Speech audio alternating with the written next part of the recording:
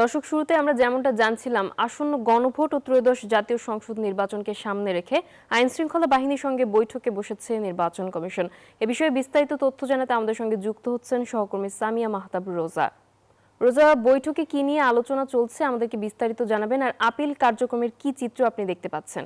নাফিসা, আজ সকালে সশস্ত্র বাহিনীর সাথে বৈঠকে বসেছে নির্বাচন কমিশন। নির্বাচন কমিশনার ইসি সানাউল্লাহর নেতৃত্বে এই বৈঠক বসে এবং সেখানে সিনিয়র সচিব আক্তার আহমদ ছিলেন। এবং আরেকটি বিষয় জানতে চাই যে আজকে এর পাশাপাশি শুনানির আপিলও চলবে এবং শুনানি শুরু হয়েছে গতকাল থেকে। এর আগে আমরা জানি যে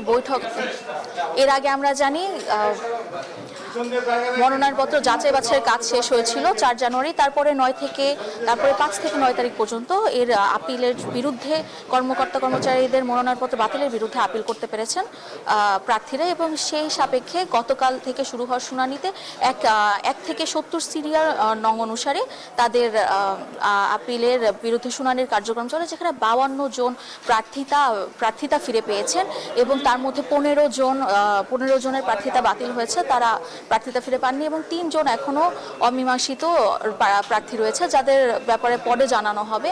এবং আরেকটি বিষয় জানিয়ে দিই, আজকে 71 থেকে 140 নং প্রার্থী যারা ছিলেন ক্রমিক অনুযায়ী তাদের আজকে শুনানি শুরু হবে এবং শুনানির কাজ ঠিক সকাল 10টায় শুরু হয়ে গিয়েছে। এবং আমরা 10টায় দেখেছি যে প্রধান নির্বাচন কমিশনার এবং অন্যান্য কমিশনাররা আজকে নির্বাচন কমিশন কার্যালয় অডিটোরিয়ামে বসেছিলেন এবং সেখান থেকে তারা শুনানির কার্যক্রম শুরু করেছে এবং এখন থেকে শুনানির কার্যক্রম চলছে। আজ বিকেল 5টা পর্যন্ত এই কার্যক্রম চলবে। এবং সকালে যে বৈঠক হয়েছিল সেখানে বিভিন্ন সশস্ত্র বাহিনীর প্রধানদের প্রতিনিধি তারা এসেছিলেন। আমি যদি একটু নামগুলো বলি যে কারা ছিলেন তাদের বৈঠকে সশস্ত্র বাহিনীর প্রিন্সিপাল স্টাফ অফিসার, বর্ডার গার্ডের মহাপরিচালক, কোস্ট গার্ডের মহাপরিচালক এবং মহাপরিচালক পরিদর্শক, আনসার, গোয়েন্দা বাহিনী, বিভিন্ন বাহিনীর সদস্যরা ছিলেন।